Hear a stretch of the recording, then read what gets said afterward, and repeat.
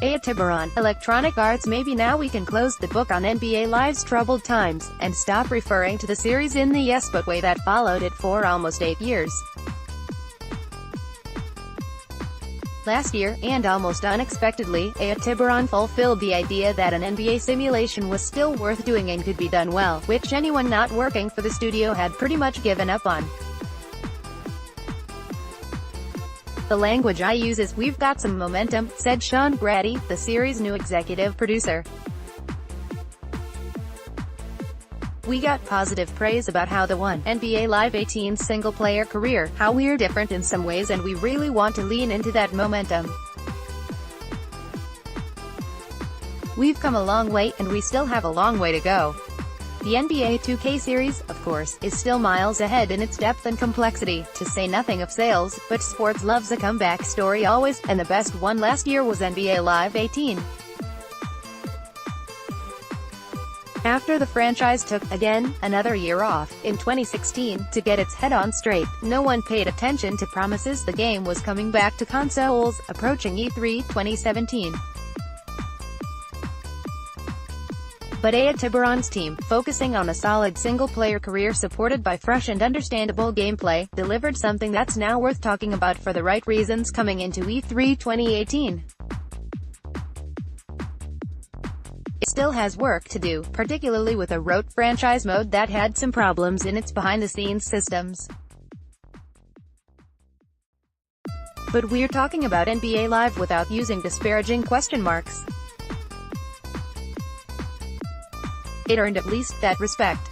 The way we spend that trust is to listen to fans in terms of what they want us to do better, Graddy said. "We looked at how players are playing the game. We want to give them more and give them things that will surprise them." Tiburon, Sports Electronic Arts is, per the usual, being coy about what's on the table with NBA Live and Tiburon's other big title, Madden NFL. They book a Hollywood theater during E3 to announce new things, not repeat them. But Graddy's transition from Madden to NBA Live suggests, to me, anyway, that the franchise is in a good hands state and ownership isn't panicked for a leader. Sean O'Brien, the former executive producer, was virtually brought back like a decommissioned battleship. He had worked on the series at Canada in the early 2000s, to save the project. He handed Graddy a project that holds it head high. "Let me give all due credit to the team that built that," Graddy said. "All of the modes are getting a little bit of love at some level this year," he added. "We tried to address at least a couple of criticisms, regardless. Our focus is to still do things differently. We want to build the game for a younger, new demographic." Graddy is leaving a Madden NFL development team that did not have the same kind of wilderness period as NBA Live but did go through some soul-searching of its own that established 5 years of development goals, beginning in 2012. Carlos Guerrero is the game's new senior producer, in a reorganization that has consolidated creative director duties into a single role, Mike Young. Young's baby was Longshot, Madden NFL 18's foray into a story-based mode. Announced Madden NFL 19's launch date, August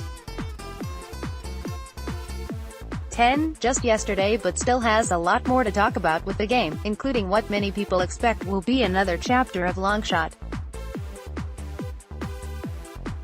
Otherwise, among the features confirmed so far are a custom draft class creator for the game's mainstay franchise mode, and the introduction of real player motion technology, a new animation system that Guerrero says will be more responsive and deliver truer gameplay.